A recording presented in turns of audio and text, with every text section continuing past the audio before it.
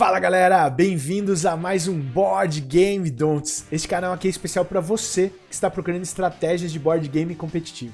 Aqui a gente vai ter desde estratégias simples até as mais complexas, e você vai poder melhorar então na sua performance de jogos competitivos de board game. Eu sou o Matheus Honda, segue aí nosso canal para as novidades dos próximos jogos, curta a página para também a gente continuar fazendo esses materiais para você e bora pro play!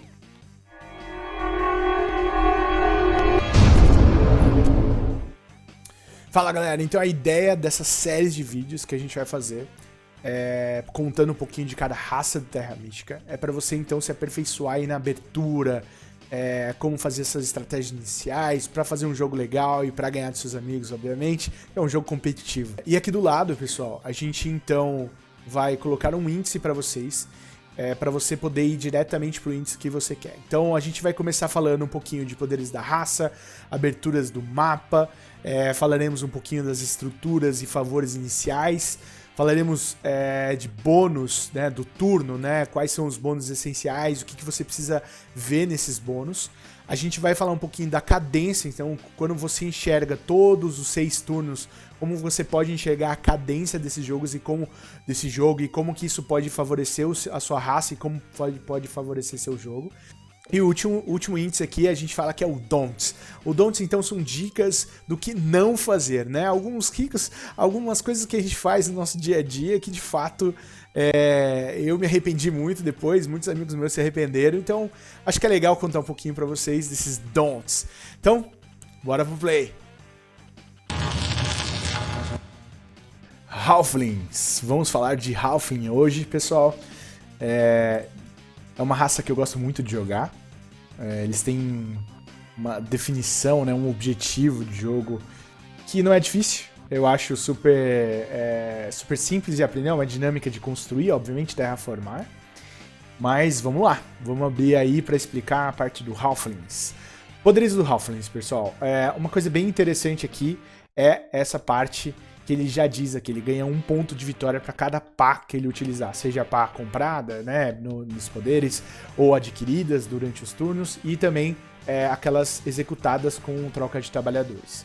Então você ganha 1 ponto de vitória para cada pá que você utiliza. É um poder bem legal, e vocês vão ver aí ao longo do vídeo, que realmente tem uma vantagem bem grande. Outra coisa que faz sentido, né, o combo dele, teoricamente é o kit, né, ele vem não só com esse bônus de ponto de vitória, mas também ele é mais barato para você fazer a evolução da pá. Então percebem que todas as facções elas têm um custo de 2 trabalhadores e 5 moedas, enquanto o Halfling não, ela vai ter 2 trabalhadores e 1 moeda. Cara, é uma diferença gritante você conseguir evoluir 2 pás rapidamente com 2 trabalhadores e 1 de dinheiro. Cara, é muito, muito incrível. Outra coisa que é legal ressaltar são os poderes, obviamente, da fortaleza e do santuário. São poderes interessantes? Médio. Eu acho que assim, o poder da fortaleza acho que é legal, porque dependendo do jogo, muito da condução dos favores do turno, né, dos bônus do turno, vale a pena. Mas só para todo mundo estar consciente, então a gente tem 3 pás que imediatamente você ganha, né, assim que você faz a fortaleza, e nos turnos seguintes, então você ganha dois poderes aí para girar nas rodas dos poderes. E no santuário você ganha, obviamente, uma possibilidade de fazer uma cidade menor, que é aquela básica de todos, e não tem mais nada sobre isso. Então, isso aqui é os poderes do Halfling, pessoal. Agora, vamos para a abertura de mapa. Abertura de mapa, pessoal. Então, assim, no mapa inicial, ou seja, no mapa onde, de fato, é o padrão do jogo, né? Eu gosto... O Halfling, ele tem vários... Ele é uma raça bem flexível. Por quê? Depois de um tempo que ele vai ter a pá, como a gente falou nos poderes, ele pode, então, terraformar muito fácil os territórios ao lado dele. Então, de maneira bem básica, de novo, tudo pode mudar, contexto de vizinhos, que a gente vai falar daqui a pouco. A gente tem o lado direito aqui, o lado oriental, né, do mapa, o lado leste do mapa. A gente tem oportunidades. Quando você não tiver nenhuma raça preta, né, nenhuma raça Darklings, por exemplo, ou Alquimista, que a gente vai explicar mais pra frente, Você então tem uma possibilidade com uma pá, iniciar um jogo bem com 3 territórios. Então, assim, na minha opinião, quando eu inicio o jogo aqui, ou aqui, ou até, e depois a gente vai falar aqui no meio, mas focando no jogo, são 2 casas só, que eu coloquei só pra gente ter um exemplo. Quando a gente começa o jogo aqui, basicamente, o Halfling tem uma estratégia de tentar pegar pá como um poder e tentar terraformar 2 territórios. E aí isso dá um poder enorme, porque ele consegue fazer, com o setup inicial, ele já consegue fazer um templo e 2 casinhas, super tranquilo. Então, vale a pena, muito a pena, se você conseguir pegar uma pá ou 2 pás. Se você conseguir pegar uma pá e tiver a oportunidade de fazer 2 casas, cara, é a melhor abertura do Halfling, é você ter 2 casas e um templo, no padrão, de novo, tudo no padrão, na probabilidade de você ter mais chance de ganhar, obviamente tudo vai depender da sua estratégia, sua condução. Mas a minha recomendação de abertura é que você consiga, então, fazer um templo, aqui, e você consiga terraformar e fazer 2 casinhas aqui. Então, essa é uma configuração legal. Eu gosto, você pode fazer tanto aqui quanto aqui. Eu acho aqui mais atrativo, porque você não perde essa possibilidade de você conseguir juntar a sua cidade. Então eu acho mais atrativo, mas dá pra fazer aqui também. Até porque tem um amarelo aqui, que é bem fácil pro Halfling pegar, que custa uma pá só. Então você consegue fazer uma cidade mais rápido. Mas, enfim, acho que de novo, é uma recomendação. Acho que você pode seguir da melhor maneira possível. Uma alternativa que eu gosto muito, e sempre quando eu jogo com o Halfling eu penso muito nesse meio, até no campeonato que eu citei no primeiro vídeo lá dos Darklings sobre a Snellman, eu gosto de jogar aqui no meio porque eu tenho muitas possibilidades de vizinhos que me favorecem, né, com comemorações, tudo, e eu consigo facilmente vir pra cá, que é uma outra cidade possível pra Halfling, e esses 4 aqui são bem fáceis de pegar. Então eu consigo linkar com 2 chips, ou um chip, às vezes um bônus de navegação. Eu consigo pegar esse e já pegar esses 2 aqui. Então é uma possibilidade bem legal. E quando você tem uma raça pra cá, meio que pro meio, você tem essa possibilidade aqui e tem essa possibilidade aqui depois de fazer outra cidade pra cá. Mas enfim, é uma coisa mais complexa, a gente deixa pro vídeo 2, parte 2 do Halfling. Então basicamente, essa abertura no mapa eu recomendo pra vocês, tá bom? Então um templo, 2 casinhas, básico, faria isso. E aí o desenrolar de tudo isso a gente vai falando um pouco mais. Vizinhos, pessoal. Vizinhos são mega importantes, né? Quando a gente olha teoricamente todas as cores e você consegue refletir sobre as vantagens e desvantagens de ter seus vizinhos, pensa assim, eu já joguei muito Magic na minha vida, então eu gosto muito de comparar Magic, que tinha as 5 cores e tal. Então eu gosto de olhar sempre o inverso, né? Então, pro Halfling, os melhores vizinhos são os verdes e os cinzas, né? As montanhas e as florestas, ou seja, a Witch e a Auren, e aqui os anões e os engenheiros. Então, quando você tem esses 2 vizinhos, rola muito bem o jogo, porque é difícil eles terraformar alguns dos seus terrenos em volta para deles, eles têm que gastar muito esforço. Você não, você já consegue, obviamente com o poder aumentado aqui da página, você já consegue roubar muitos outros territórios. Então, basicamente se você tiver um território aqui e tiver, vou pegar aqui um anão ou um engenheiro aqui, cara, topzera. Porque o anão, o que ele vai fazer? Ele vai pegar esse território aqui, vai tentar pegar esse território aqui, e normalmente ele pega esse território para fechar uma cidade aqui. Então, na maioria das vezes, você consegue fechar uma cidade aqui tranquilamente, tá bom? Com esses 4, rapidamente pega o preto, etc. Então, e com o anão, ele na verdade, ele já começa tentando pegar essas daqui, ó. Porque ele ganha bônus quando ele salta um. Depois a gente vai falar um pouquinho da raça, mas só pra vocês terem ideia como que é isso dos anões. Então, se você tiver um engenheiro ou vocês tiverem um verde, que seja a Witches, aqui também é um puta jogaço. Putz, batata, jogaço, aqui também. Então você consegue ir pra cá, enquanto a Witches vai pra cá e o engenheiro vai pra lá também. Então isso pra mim faz todo sentido. Quando tem Auren e Engenheiros, Halfling é uma boa pedida. Tomem cuidado com o Darklings. Existe um jogo, óbvio, existe tudo é possível. Então é possível você jogar com os Darklings, mas fica mais difícil, obviamente, porque ele é seu vizinho, né? Se a gente for voltar para aquele mapa, ele tá aqui do lado. Então, obviamente, começa a complicar mais, mas esse é um jeito de você pensar em vizinhos, tá? Legal. Agora falando um pouquinho de magias, pessoal. Magias e também falar um pouquinho de favores, né? Quando a gente faz um templo, lembrando que você pega um favor. Então, isso é bem importante. Aqui nos poderes, eu gosto muito no começo do Halfling pegar a 2 pás. Mas funciona, como a gente falou, uma pá também. Outra coisa super importante pro Halfling é dinheiro. Ele vai precisar de dinheiro ao longo do processo, porque você vai utilizar muito trabalhador pra terraformar e fazer as coisas, mas dinheiro pra fazer as cidades. Então, fica muito atento em momentos que você pega esses 7 dinheiros. Na minha opinião, é o melhor poder do jogo, 4 por 7 dinheiros. Então, toda vez que você puder e tiver a oportunidade de não estragar sua estratégia, cara, pegue em 4 de dinheiro. É super estratégico você ter muito dinheiro para no final você conseguir fazer 2 ou 3 cidades. 3 cidades seria realmente o ápice do Halfling, você conseguir fazer 3 cidades. Eu já fiz 4 em alguns jogos, é muito difícil, mas quando você faz, para vocês terem noção, no campeonato lá do Snellman, eu consegui fazer no campeonato 4 cidades, fiz 180 pontos no jogo padrão, ponto pra caramba, mas foi muito legal. Então, você tem que criar uma estratégia, de fato, para que você consiga fazer de 2 a 3 cidades, pelo menos, tá bom? Já nos favores, eu gosto muito com o Halfling, e, obviamente, você tem um benefício, né, por você terraformar e você construir casinha a todo momento. Então, eu busco sempre a ter esse bônus de favor. Como em todos os jogos de campeonato, é sempre um favor muito requisitado.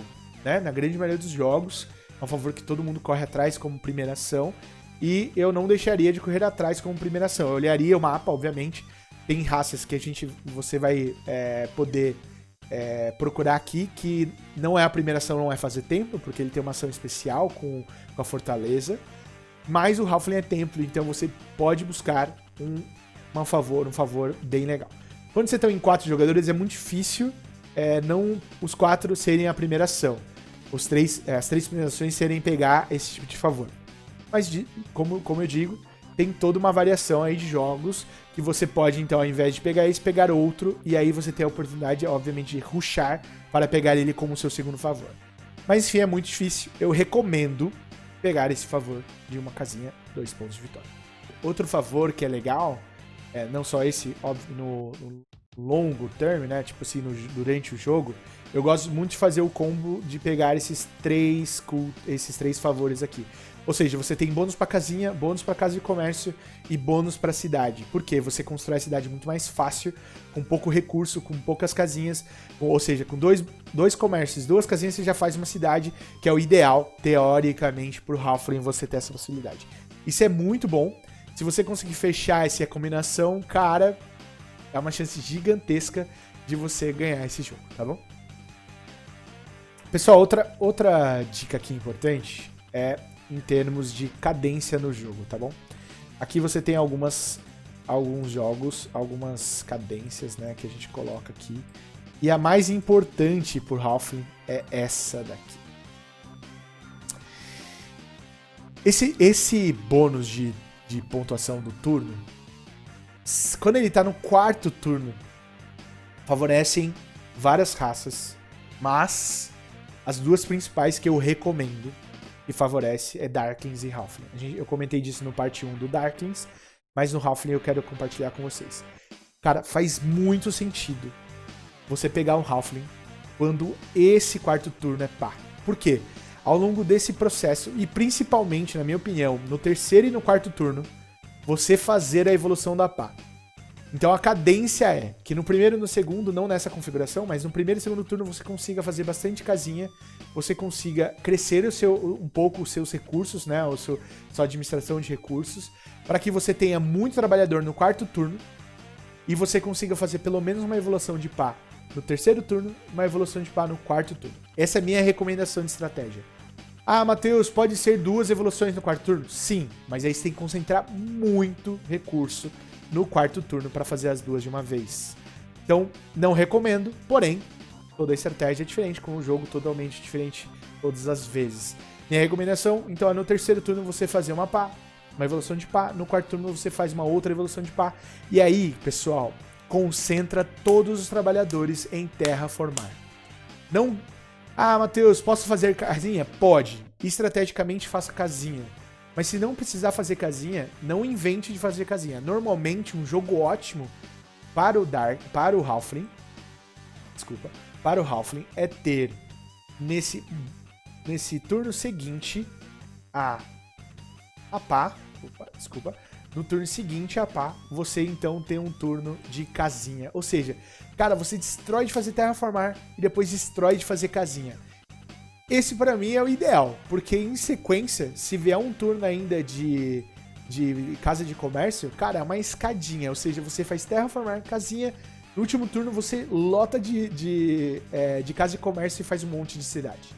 Obviamente, nunca é perfeito assim, mas, como eu tô falando, é uma cadência importante, tá bom?